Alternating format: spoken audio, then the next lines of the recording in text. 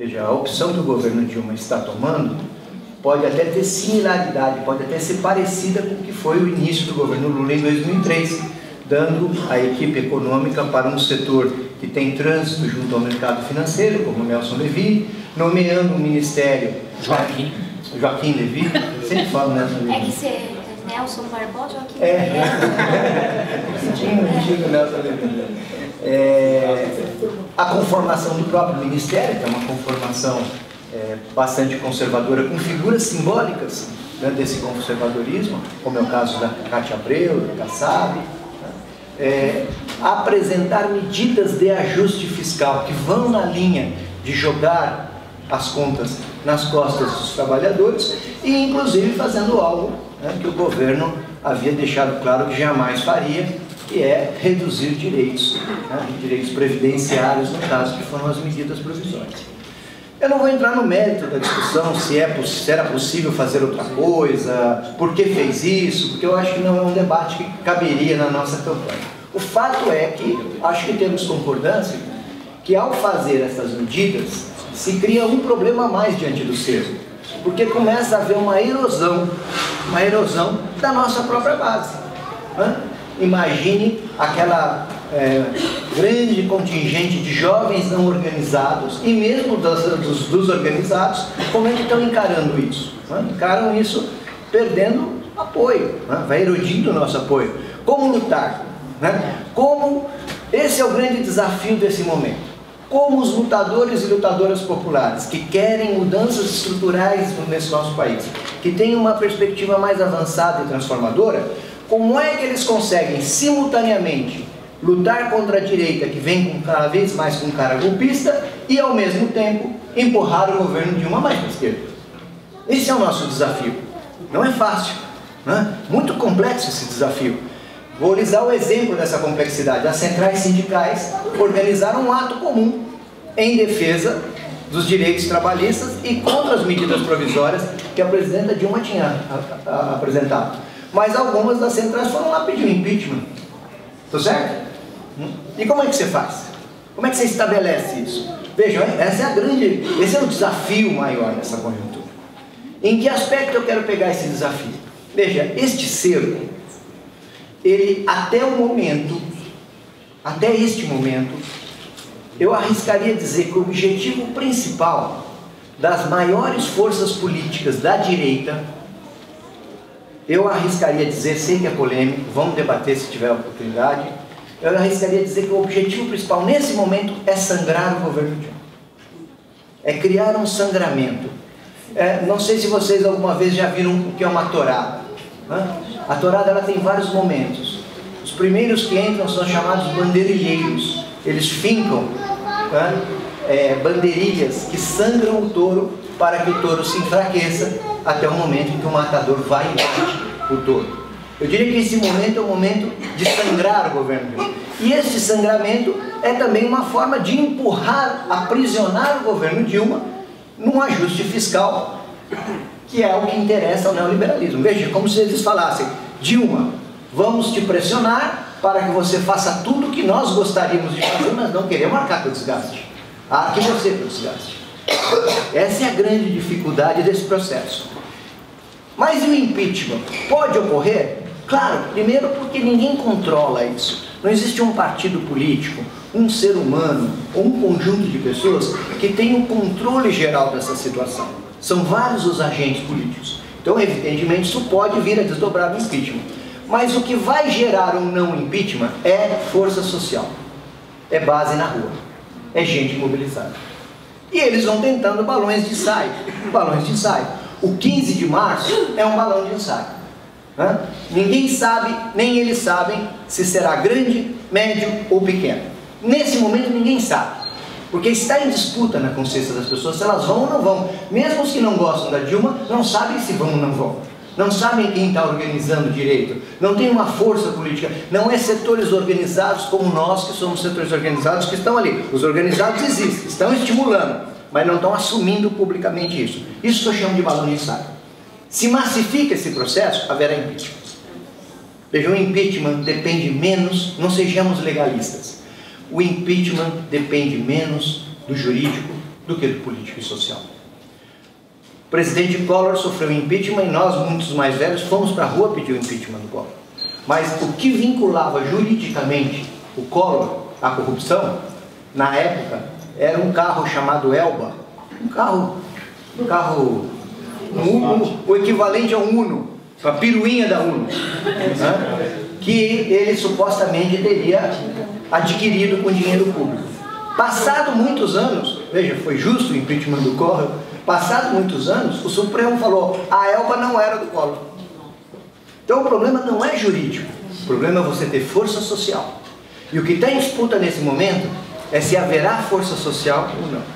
Mas qual é a ideia central que eu quero desenvolver com vocês? Vejam, nós estamos na defensiva. Todo o nosso discurso é de defensiva. O que é a defensiva? A defensiva é, não quero esse ajuste fiscal, não quero o impeachment, não quero isso, não quero aquilo. A defensiva é o pior dos lugares em que você permanece numa luta, seja que tipo de luta for. Os militares, inclusive, falam que quando você está enfrentando um cerco, isso é ensinamento militar, isso é literatura militar.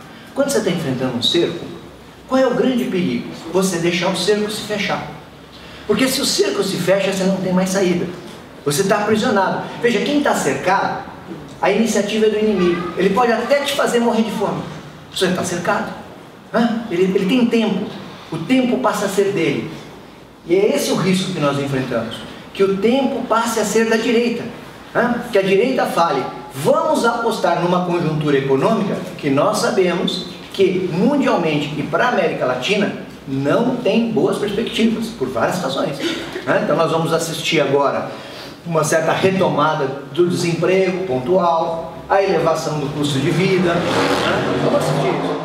Problemas estruturais que vão se colocar no plano da energia, custo de tarifas elétricas, o MAB vem levantando isso, que deve subir de 50% a 60% esse ano ainda, os problemas hídricos em São Paulo. Veja, isso daí não depende necessariamente do governo, mas mantendo essas denúncias da corrupção, que são denúncias que evidentemente a mídia trata de forma seletiva, veja, a informação que saiu na manchete dos jornais, de que o tesoureiro Vacari do PT teria recebido 200 milhões de dólares, essa informação foi obtida na investigação em novembro, mas no entanto aguardaram para uma determinada data, para ser divulgada numa determinada data. Pois bem, ficar na defensiva é o pior, porque se você fica na defensiva, você perdeu. Você pode prolongar a defensiva, mas você perdeu. Como é que você lida com o cerco? Vou falar aqui dos militares, não estou falando nem da política. Os militares dizem, você lida com o cerco, furando o cerco. Sendo ofensivo no momento que te esperam que você seja defensivo. Para ser ofensivo nessa conjuntura, nós temos que ter uma proposta capaz de romper o cerco. E onde que a gente rompe o cerco? A gente rompe o cerco onde ele é mais frágil. Aonde que o ataque da direita é mais frágil? É nesse sistema político. Porque esse mesmo povo, que pode ser até manipulado e induzido a ir para as ruas para pedir o impeachment da Dilma, também não aceita este Congresso Nacional e o entende corrupto e desgastado. E acha e tem contradições com esse sistema político. Aí é onde o cerco é frágil. Aí é onde a gente pode romper o cerco. E romper o cerco com uma palavra de ordem política. Por isso que nesse momento, não basta apenas falar de reforma política. Aliás, todos falam de reforma política. O DEM propõe a reforma política, o PSDB propõe a reforma política. A palavra reforma política hoje, ela foi banalizada, completamente banalizada. Falar em reforma política, todo mundo propõe a reforma política. E não é só que todo mundo propõe.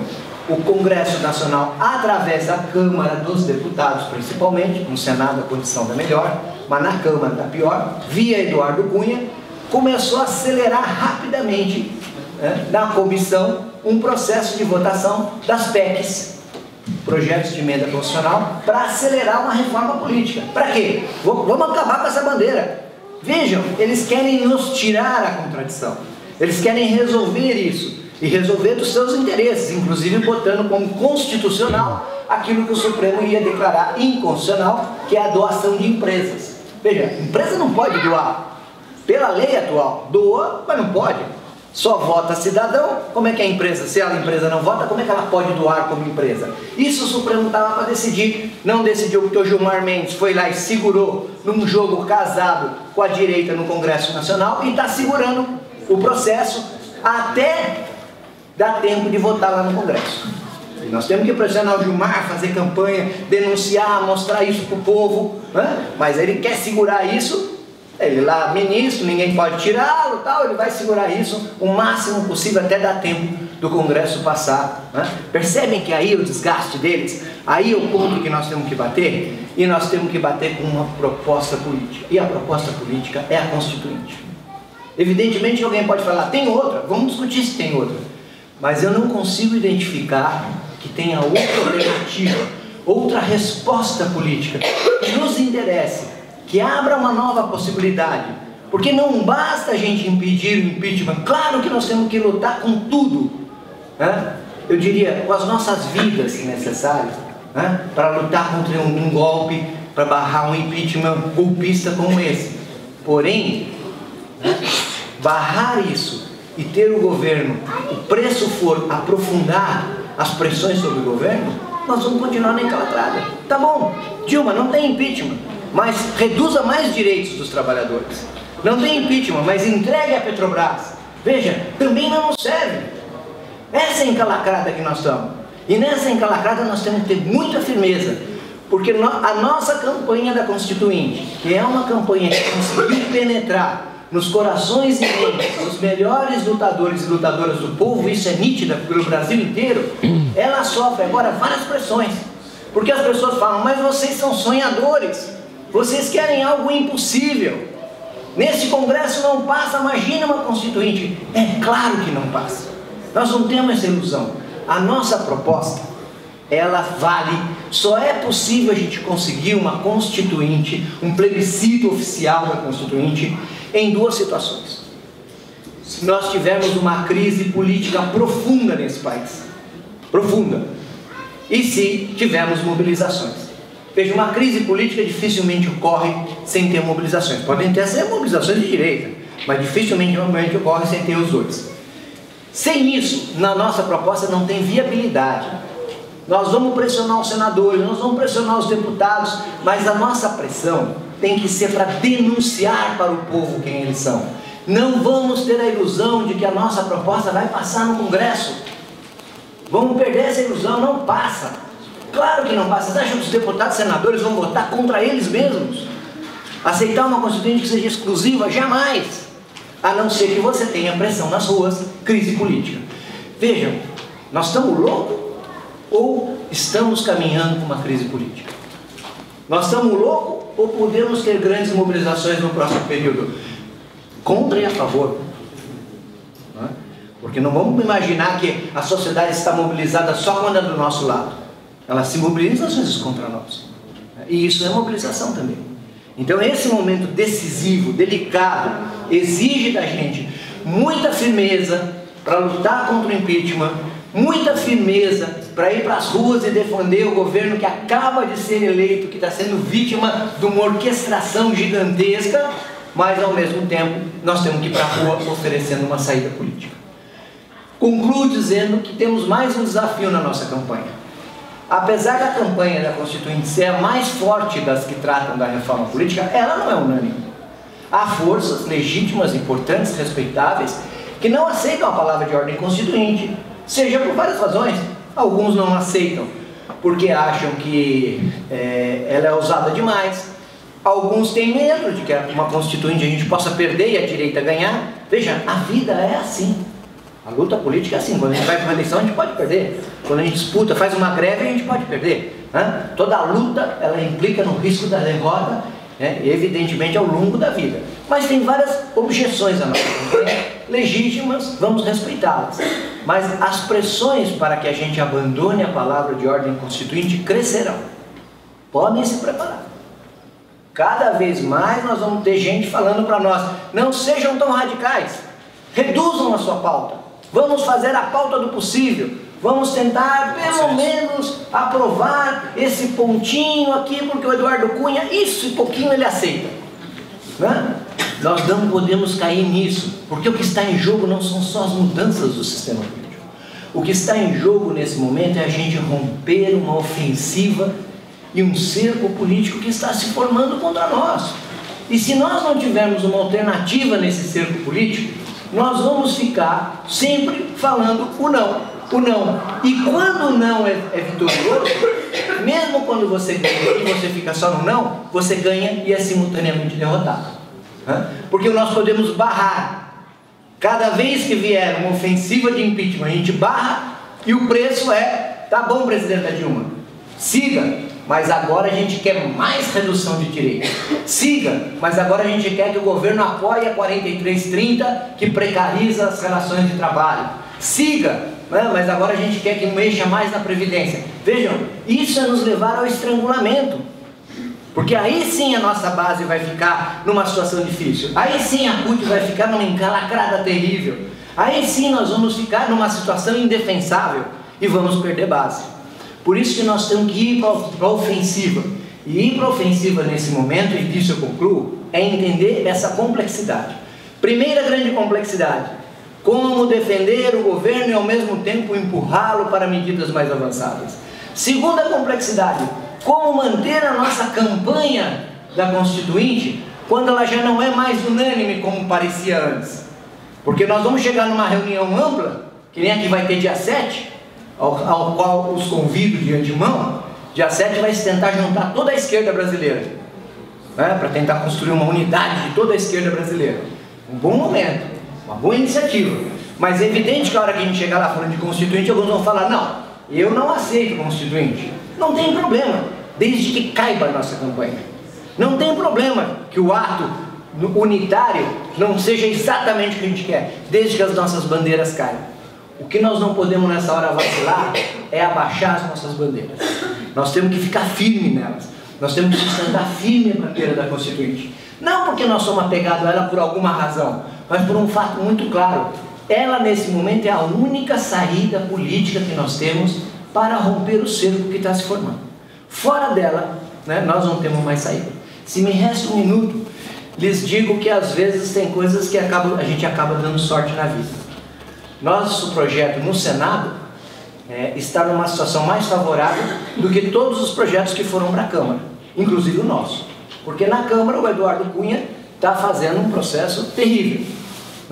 Terrível, já montou uma comissão especial. Essa comissão especial é conformada pelos parlamentares mais conservadores, uma maioria conservadora controlada pelo Eduardo Cunha, e vai fazer uma contra-reforma política. E ao fazer essa contra-reforma política, vai tornar todos os outros bons projetos, inclusive o bom projeto da coalizão, vai provar ele sem sentido, porque já foi aprovado, vai perdendo um objeto. Esse é o jogo deles. Agora, no Senado, o quadro é melhor, porque o nosso projeto do Senado está ali quietinho. E qual é a nossa proposta com ele? É fazer audiências públicas ao longo do ano, porque nós não queremos que ele vá para a votação. Se for para a votação, a gente perde. Nós queremos força, nós queremos acumular, nós queremos ir levando, nós temos que seguir disputando as pessoas, falando qual é a saída política nesse momento para o Brasil. É a Constituinte. Por quê? Sem ela, não tem Dilma, não tem ninguém que consiga fazer soluções que respondam aos interesses do povo num Congresso que é cada vez mais controlado pelos financiadores da campanha. Tem um minuto ainda?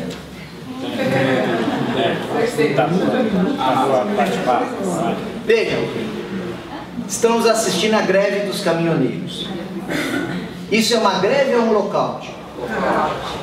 Lockout é um termo jurídico, não sei se todos sabem, é greve de patrão, é proibido na Constituição. É meio os dois, porque a categoria dos caminhoneiros é uma categoria muito complexa. Aliás, não tem um sindicato só. Tem sindicato de caminhoneiro autônomo, que é dono do caminhão. Tem sindicato de caminhoneiro autônomo de carga pesada, de carga leve. Tem uns trocentos sindicatos pelo Brasil, e não é simples o processo lá.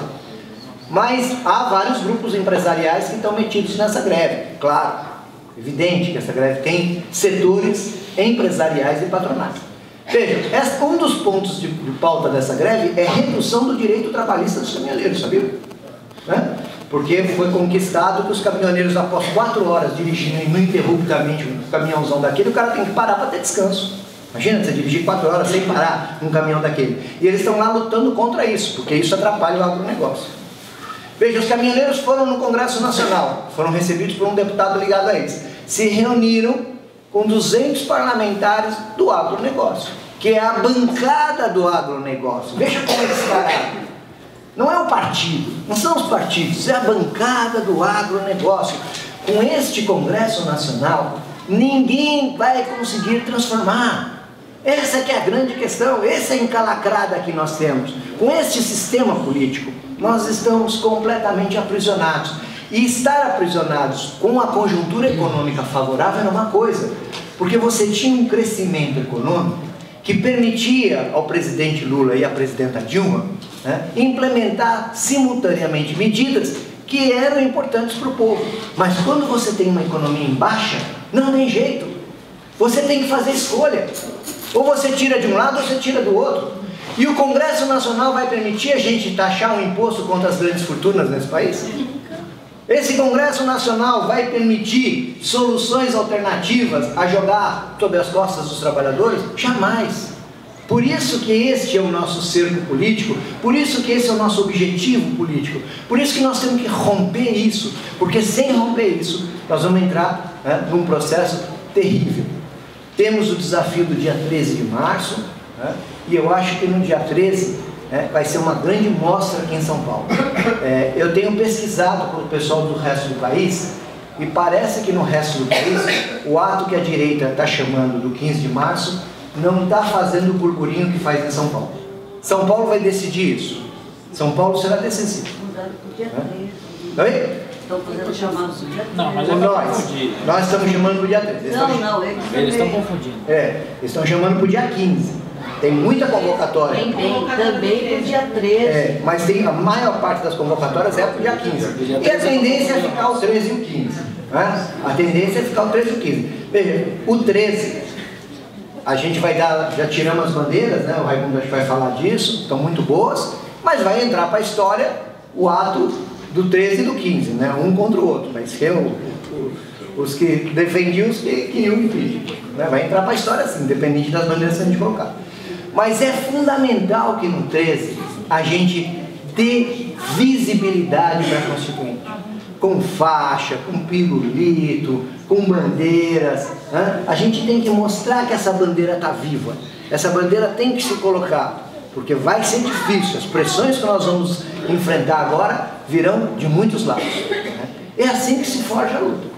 É assim que se forjam os lutadores e lutadoras do povo. É enfrentando os momentos difíceis da conjuntura, se eles têm capacidade de sustentar uma bandeira que eles acreditam ou se eles vacilam. É aí que se sabe o valor que uma geração histórica tem para conseguir fazer uma transformação. É a capacidade dela de sustentar uma bandeira no momento difícil. Porque no momento fácil, né, ela é fácil de construir. Mas quando ela começa a ser atacada por todos os lados, sustentá-la, mantê-la, né, é o difícil. Nós temos uma oportunidade, e concluo agora de verdade mesmo, né, dizendo para vocês o seguinte: crise é oportunidade.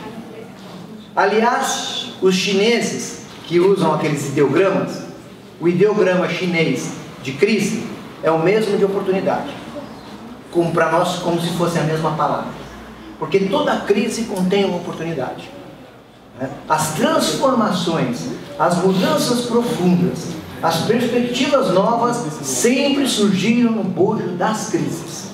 Portanto, essa crise é crise, mas nós temos que encará-la não como uma crise que, eu vou perder pouquinho que eu tenho, mas como uma crise que vai ser a nossa oportunidade de mudança. Essa é a diferença essencial, essa é a diferença fundamental, né, que tem que nos embalar nesse momento, com muita força, com muita energia, e com certeza de que essa bandeira que nós estamos construindo, ela é uma bandeira que tem uma capacidade longa do ponto de vista político e histórico nesse país. Reorganizar o nosso sistema político é um problema que vem desde a ditadura e vai continuar. E o único jeito que nos interessa é fazer isso democraticamente. Muito obrigado.